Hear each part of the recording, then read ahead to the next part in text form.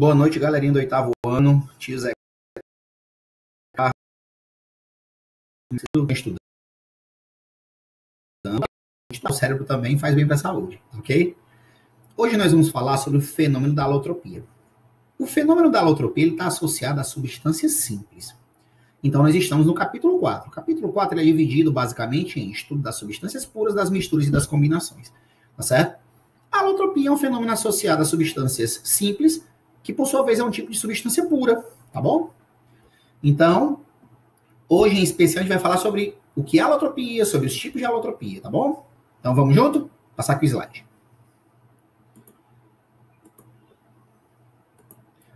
O que é alotropia? Né? Entender o que é isso. Alotropia é o fenômeno onde um mesmo elemento químico pode dar origem a duas ou mais substâncias simples diferentes. Ok? Como assim, tio? Para exemplificar, para entender esse conceito, eu vou falar de dois gases que estão presentes na nossa atmosfera. Na camada mais baixa, na troposfera, está o gás oxigênio. Gás é essencial para a vida, né? Porque nós respiramos oxigênio. E é um gás importante para as queimas. Só existe combustão se tiver oxigênio. Se existir oxigênio, ele é um comburente, ele é o gás que permite a combustão. Tá bom? Por sua vez,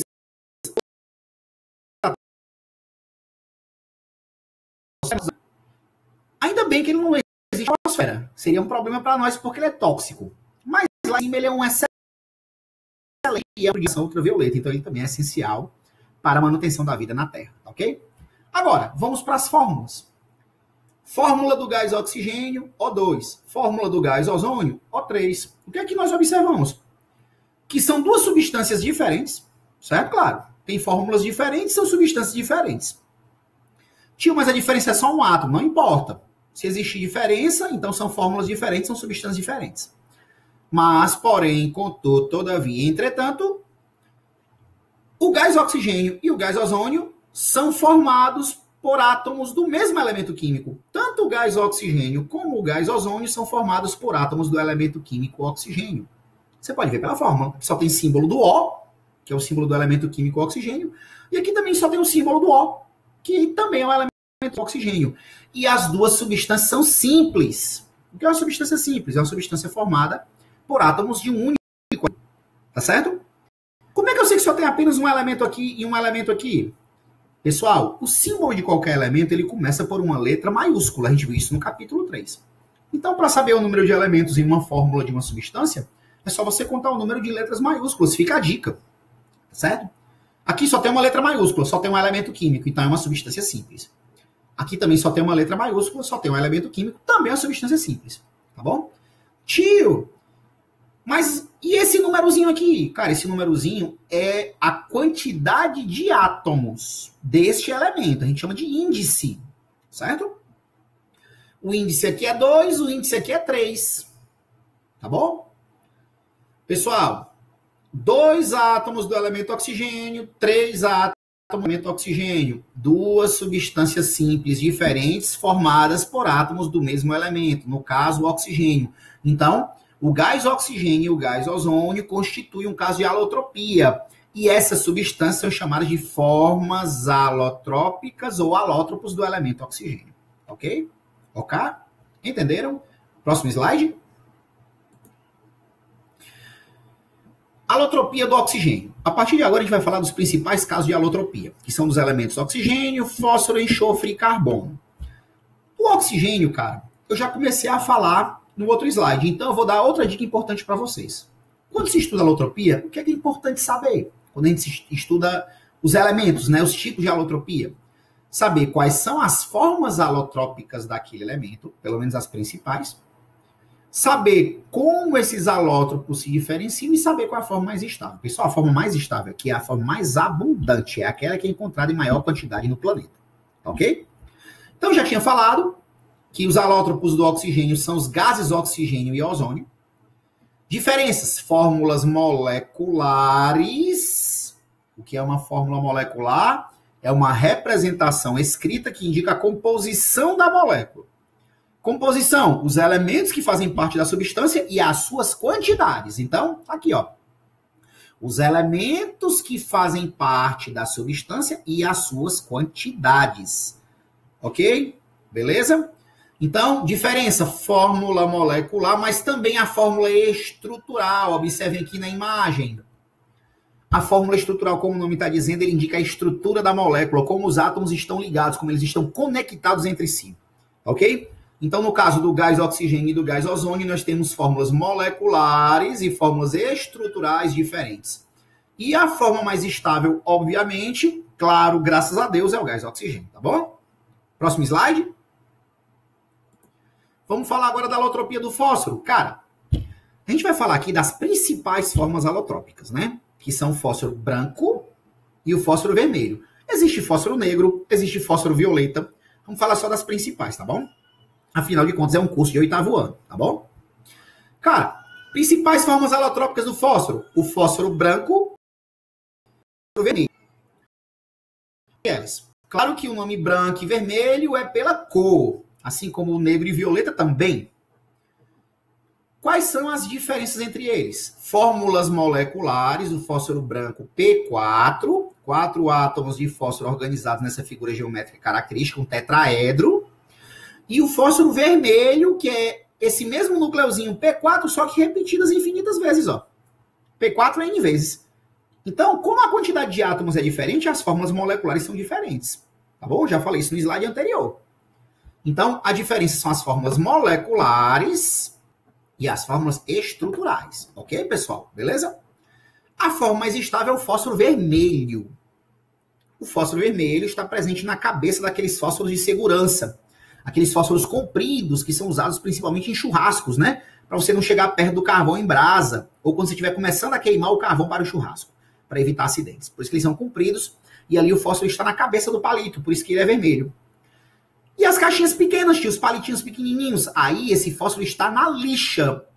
Porque na ponta do palito tem pólvora. Por isso que é preto.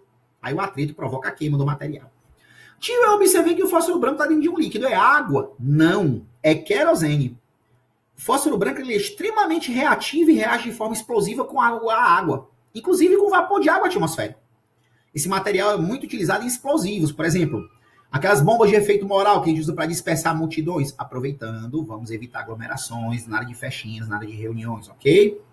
Beleza? Usa-se fósforo branco como um dos materiais para se construir explosivos, ok? Graças a Deus que a forma mais estável, até nesse aspecto da queima, é o fósforo vermelho.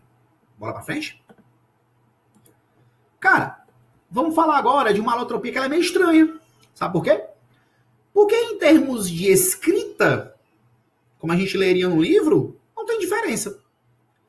Existe um enxofre que apresenta cristais rômbicos, arredondados, e existe outro enxofre, outra substância, que apresenta cristais monoclínicos, mais quadrados. Mas, pessoal, a única diferença é a forma dos seus cristais. Como eu encontro eles na natureza, tá certo? Porque a fórmula molecular do cristal rômbico e do cristal monoclínico do enxofre é a mesma, são 8 átomos de enxofre. A fórmula estrutural é a mesma, tá certo? Tá aqui à disposição, tanto no enxofre rômbico como no monoclínico. A única diferença, repito, é a forma do cristal, como eles são encontrados em uma jazida, tá ok? Lembrando que a cor do enxofre, ela é sim sempre amarela. Por que tu acha que a gema do ovo é amarela? Porque tem enxofre na composição, tem composto de enxofre na composição. Ok? Beleza? Então vamos lá. Tá aqui de novo, para reforçar. Mesma fórmula molecular, mesma fórmula estrutural, a única diferença é a forma do cristal. A forma mais estável, mais abundante é o cristal rômbico. Tio, mas essa imagem é um desenho. E se eu visse a olho nu, eu tinha como diferenciar? Tem sim, quer ver? Tá aqui, cara, ó. Enxofre rômbico e enxofre monoclínico. Cara, o enxofre rômbico, ele a olho nu parece cubinhos, cristais, né? Grandes, bem organizados. Já o monoclínico parece pequenas agulhas, né? Uma forma meio que indefinida. Parece até um vegetal, uma alga, não é verdade? Então você consegue a olho nu diferenciar facilmente o enxofre rômbico do monoclínico. Tá ok? Beleza?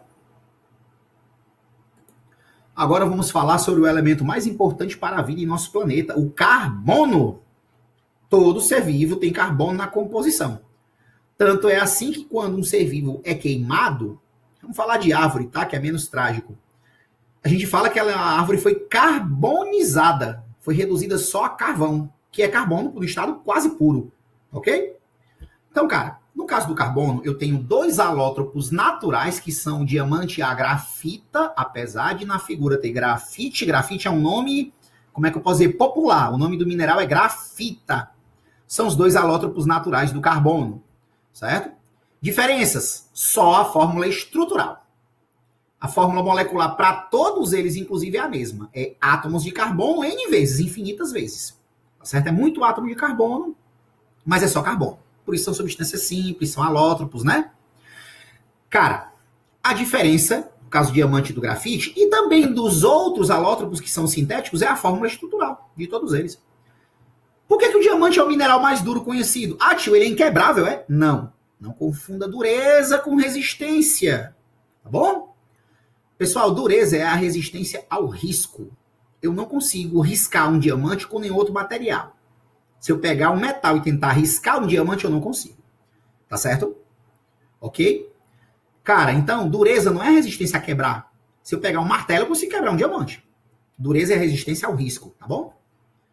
Mas é o mineral mais duro, numa escala de dureza, conhecido na natureza. Já o grafite, cara, todo mundo aqui tem um lápis ou uma lapiseira e sabe como é fácil quebrar grafite, né? Por que não faz quebrar grafite? Porque, olha, como os carbonos estão organizados ó, em planos, só que com nenhuma ligação entre eles. Então é fácil você quebrar um pedaço de grafite, ok? Beleza? Existem também 3 alótropos sintéticos, certo? Ou seja, foram criados pelo homem em laboratório. Os fullerenos, 60 e 70, esses números são a quantidade de átomos de carbono, e os nanotubos de carbono. Nano, porque quer dizer que é muito pequeno, certo? E tem uma forma tubular. Cara, esse nome estranho, fullereno, tem a ver com um cara chamado Buckminster Fuller. Ele criou uma estrutura chamada de cúpula geodésica, né? E essas moléculas se assemelham a essas cúpulas geodésicas. Daí a homenagem a esse cara e ficou o nome fullereno, para não ficar Buckminster Fullereno, né? O cara abreviou, porque é o nomezinho grandão, né? Cara, no caso dos nanotubos, eles são tubos muito finos e muito pequenos de carbono, mas que já foi percebido que eles têm uma alta resistência mecânica, então pode ser que sejam muito utilizados no futuro na engenharia. Futuros engenheiros estejam de olhos abertos, tá bom? Então, só para repetir, diferença, fórmula estrutural, alótropos naturais, alótropos sintéticos, tá bom? Próximo slide. Cara, todos eles têm a mesma fórmula molecular, C infinitas vezes, CN vezes, depende da molécula, tá bom? Curiosidade.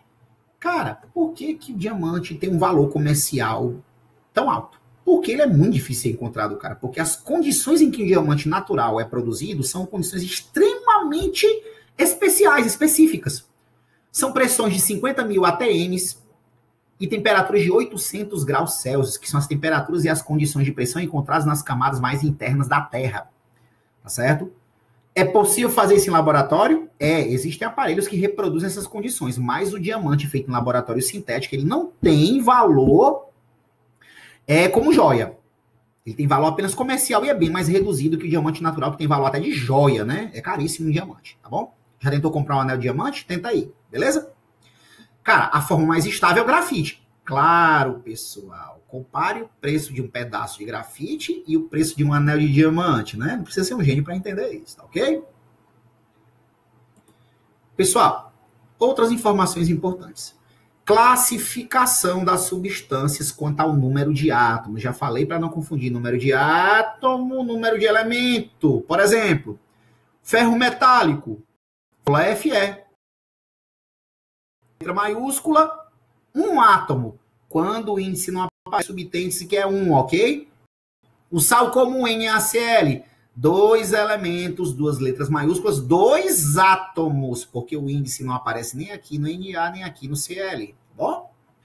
Gás oxigênio, 1 elemento, 2 átomos. Água, 2 elementos, 3 átomos. Gás carbônico, 2 elementos, 3 átomos. Certo? Não confundam o número de elementos com o número de átomos. Número de elementos, número de letras maiúsculas, número de átomos, você soma os índices, soma os numerozinhos, e quando não aparece, esse numerozinho é 1, ok? Beleza? Dessa forma, eu tenho substâncias monoatômicas com um átomo, substâncias biatômicas com 2 átomos, substâncias triatômicas com 3 átomos. Claro que existe tetratômica, pentatômica, hexatômica e aí vai, tá bom? Mas ninguém vai se aprofundar tanto, até porque não é necessário. Observação importante. A partir de 2 átomos, eu posso utilizar o termo genérico poliatômica, porque poli quer dizer mais de um. Então, biatômica, triatômica, né? Mais de um átomo na molécula, tá bom? Ok? E para finalizar, meus amores, quanto ao número de elementos químicos, as substâncias podem ser binárias, ternárias, quaternárias. O que é uma substância binária? Formada por 2 elementos químicos. De novo, 2 elementos químicos, 2 átomos. Coincidência, ok? Não tem nada a ver. Repito isso de novo. Gás carbônico, 2 elementos, 2 mais 1, 3 átomos. Ela é uma substância triatômica, mas é binária, formada por 2 elementos químicos. Certo? Ok? Por favor, não confundam isso. Ternárias, 3 elementos químicos. Nosso açúcar comum, a sacarose. 1, 2, 3 elementos químicos, 3 letras maiúsculas, mas tem 45 átomos. Aliás, aproveitando para lembrar, o total de átomos de uma molécula é chamado de atomicidade. Então, por exemplo, a sacarose é uma molécula de atomicidade 45. E ela é ternária porque é formada por 3 elementos químicos, ok? Ácido sulfúrico presente nas baterias dos automóveis. 1, 2, 3 elementos químicos. 4 mais 1, 5 mais 2, 7 átomos por molécula. Ok? Beleza? Entenderam? Então, por favor, vou repetir pela 4ª ou 5ª vez, já perdi até a conta. Não confundam o número de átomos com o número de elementos químicos. Ok? Beleza? Quaternárias, 4 elementos químicos. A ureia presente na urina dos seres vivos. 1, 2, 3, 4 elementos químicos, porém, 4 mais 2, 6, mais 1, 7, mais 1, 8 átomos. Certo? Então, é uma molécula de atomicidade 8. Bicarbonato de sódio. 1, 2, 3, 4 letras maiúsculas. Mas tem 1, 2, 3, 4, né? Na realidade, eu fiz uma sominha errada. 3 mais 1, 4 mais 1, 5 mais 1, 6 átomos. Essa classificação de binária, ternária, quaternária só funciona para substância composta, com 2 elementos químicos ou mais, né?